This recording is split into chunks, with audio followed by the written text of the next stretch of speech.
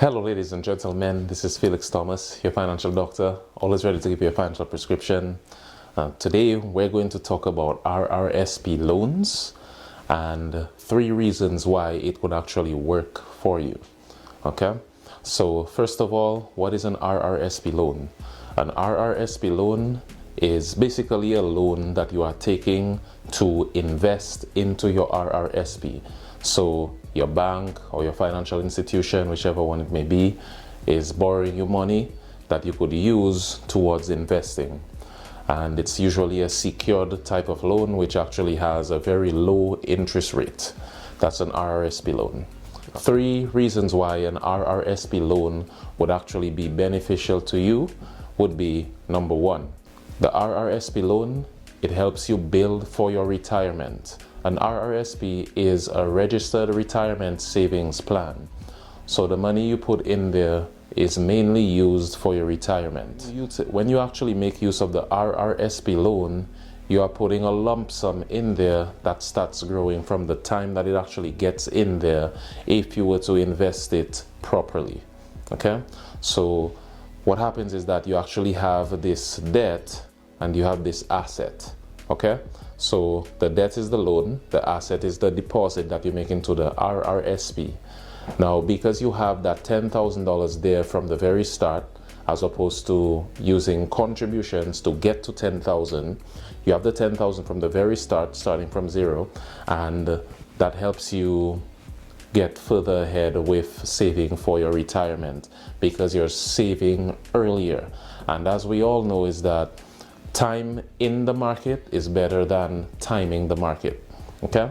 Now, the second reason why the RRSP loan would actually be really good for you all is because the RRSP loan, it helps you to minimize your taxes.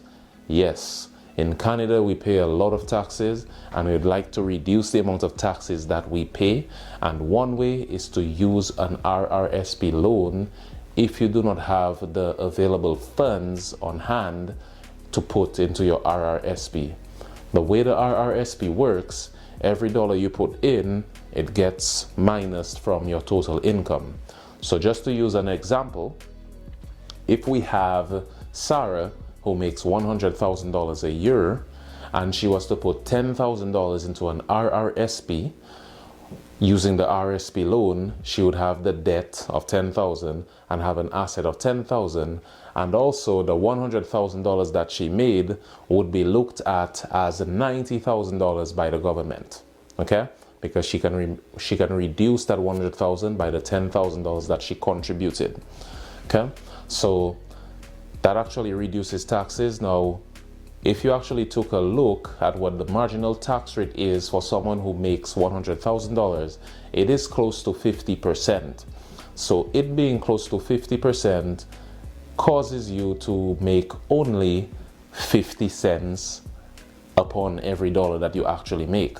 So what I'm saying here is that every dollar that you make, if you're someone who make over $100,000 or even just $100,000, then what is going to happen is that half of that, approximately half of that, is going towards the government. And I'm sure that you'd prefer it going towards yourself.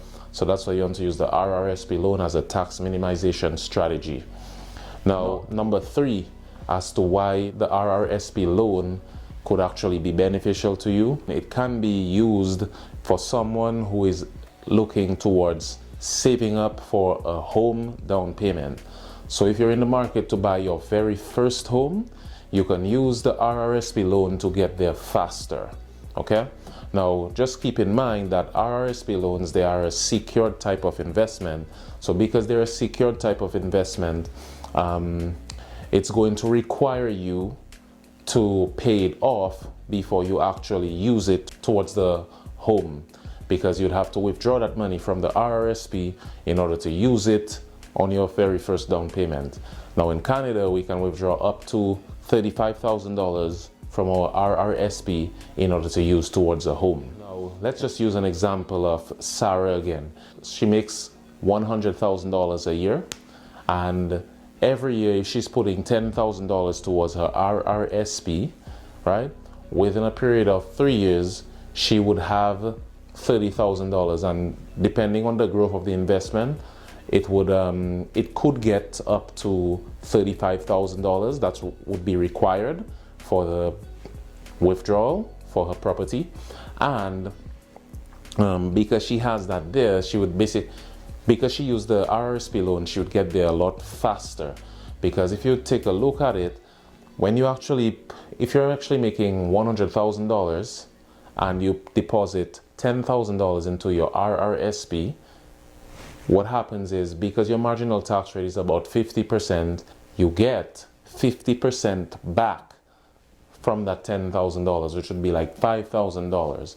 So from the very first time when Sarah would have put in the $10,000, that's already $5,000 she's getting back in her tax return that she could put into her tax-free savings account and use towards her first-time home buyers and use towards buying her first property. Okay? So these are some of the strategies. All these things are things that's not for everyone. It's not a one cap fit all. So just make sure that you speak to someone who is well versed in that area and who could help you to make a decision on it. Consult your financial advisor, or you could even ask comments. You could even ask a question in the comments, or you could just reach out to me and ask me whatever question you may have, and I'd be more than happy to answer. So once again, this is Felix Thomas, your financial doctor, always ready to give you a financial prescription. Thank you for listening.